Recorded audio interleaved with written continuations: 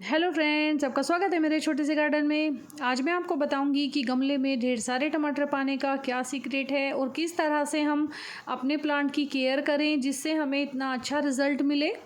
और जो हमारे प्लांट की कई स्टेज होती हैं, जैसे कि जब प्लांट छोटा होता है तब उसे क्या क्या खाद डालनी चाहिए, उसके बाद जब बड़ा होता है उसकी ग्रोथ हमें तेज़ी से करवानी है तो उसके लिए क्या क्या खाद हमें डालने चाहिए, और फ्लावरिंग स्टेज पे कौन से खाद, और फिर टमाटर का साइज़ बड़ा करने के लिए कौन से खाद और किस तरह से डालने हैं, तो मैं आज आपको बताऊंगी।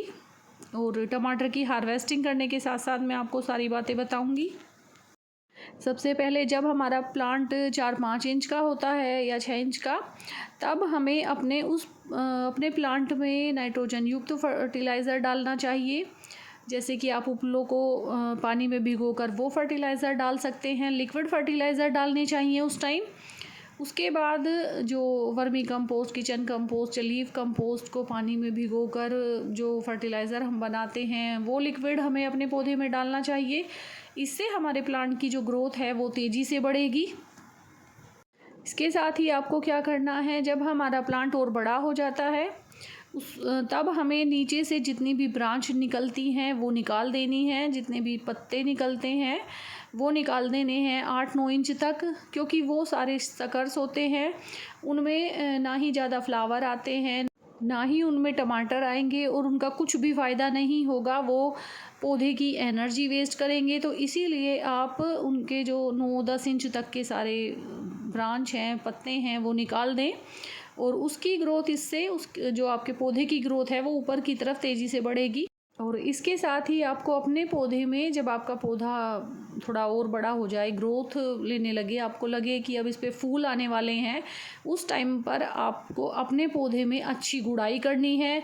गुड़ाई करने के साथ साथ उसमें अच्छे से vermi compost, kitchen compost, leaf compost और सीवीड का जो ग्रेनुअल्स होते हैं वो वाला सारे खाद मिलाकर वो अच्छे से आपको अपने पौधे में देना है।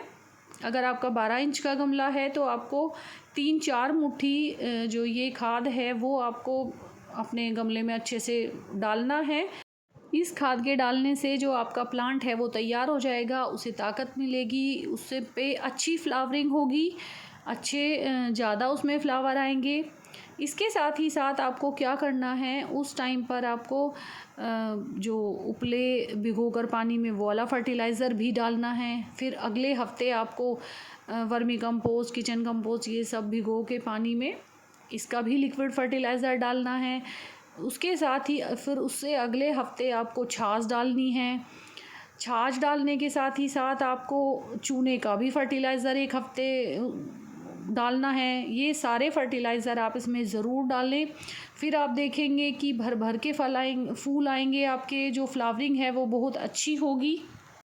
और अगर आपने एलोवेरा का फर्टिलाइज़र बना रखा है तो इस टाइम पर आप वो भी फर्टिलाइज़र दे सकते हैं, उसका भी काफ़ी अच्छा रिज़ल्ट आपके पौधे पर होगा।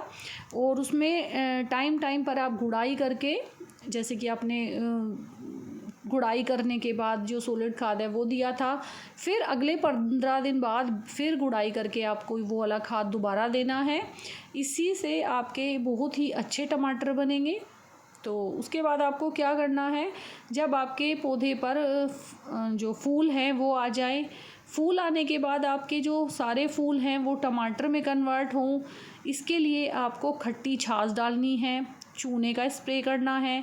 ये हर 10 दिन में रिपीट कर करके करना है। जैसे कि आपने पहले खट्टी छाछ अपने पौधे में डाल दी, खट्टी छाछ डालने के बाद आपको क्या करना है, चने के दाने जितना चूना लेना है 1 लीटर पानी में, और पहले दिन रख देना है। अगले दिन वो पानी अपने पौधों में जड़ों से थोड़ी दूरी पर डाल देना है। तो ये पहले 10 दिन पहले आपको खट्टी छाछ, फिर 10 दिन बाद आपको चूने का पानी, फिर अगले 10 दिन बाद आपको सारे न्यूट्रिशन वाला खाद, कोई भी लिक्विड खाद जैसे कि उपले वाला दे सकते हैं, या फिर सारे जो आपके फर्टिलाइज़र हैं, vermi compost, kitchen compost, leaf compost, सारों को पानी में भिगोकर गुड़ डाल के जो फर्टिलाइज़र बनाते हैं वो आपको डालना है। इस तरह से आपके पौधे को पूरा न्यूट्रिशन मिलेगा और आपके जो सारे फल हैं, सारे जो फूल हैं वो फल में ज़रूर कन्वर्ट हो जाएंगे। एक भी फूल आपका नहीं झड़ेगा। इसके साथ साथ एक ज़रूरी और फर्टिलाइज़र है पोटास रिच फर्टिलाइज़र। या तो आपके पास कोई ऑर्गेनिक पोटास का फर्टिलाइज़र हो, उसके साथ ही साथ अगर नहीं है तो आप राख को पानी में भिगोकर वो दे सकते हैं। केले के छिलके जो होते हैं वो पानी में उसका फर्टिलाइज़र बनाकर डाल सकते हैं, वो भी आपको कई बार डालना है। तो इसीलिए जब टमाटर बनने लगे तो उस टाइम पर थोड़ा खाद हर हफ्ते आपको देते रहना है, और तभी आपके जो इतने सारे टमाटर हैं, इतना अच्छा जो रिज़ल्ट है वो आपको मिलेगा। पोटास से आपके जो सारे फूल हैं वो फल में कन्वर्ट हो जाएंगे, और जो आपने चूना छाछ का फर्टिलाइज़र दिया है उससे आपके पौधे में कैल्शियम की कमी नहीं होगी, कोई बीमारी नहीं लगेगी, और आपके टमाटर ख़राब नहीं होंगे, और पौधों की ग्रोथ और टमाटर की ग्रोथ भी उससे बढ़ती है। और जब आपके फूल सारे टमाटर में कन्वर्ट हो जाएं, टमाटर बन जाए, तो उसका साइज़ बढ़ाने के लिए आपको जो बहुत अच्छा फर्टिलाइज़र है वो है सारे जो आपके खाद हैं, जितने भी leaf compost, vermi compost, kitchen compost को गुड़ के पानी में भिगोकर, गुड़ और पानी लेकर उन्हें कई दिन तक भिगोकर वो खाद देने से आपके जो टमाटर हैं उनकी ग्रोथ बढ़ेगी। उसके बाद आपको करना है एक फर्टिलाइज़र और है, जो आपकी किचन की दालें लेनी है, ख़राब दालें, कैसी भी दालें हों, 5 तरह की अलग अलग दालें लेकर उन्हें पानी में भिगोकर, गुड़ डाल के थोड़ा सा पानी में भिगोकर, या फिर आप उन्हें पीस भी सकते हैं हल्की सी, या पूरी भी पीस सकते हैं, आटा भी बना सकते हैं उनका। और उन दालों को, उस आटे को आप गुड़ के पानी में 5-6 दिन तक भिगो दें, और वो जो आप फर्टिलाइज़र अपने पौधों में डालेंगे वो आपकी जितनी भी पौधों की ज़रूरतें हैं सारी पूरी कर देगा, और आपके सारे जो टमाटर हैं वो बड़े साइज़ के होंगे, अच्छे साइज़ के होंगे। तो इस तरह से आप अपने पौधों की सारी ज़रूरतें पूरी करके इतने अच्छे टमाटर ले सकते हैं।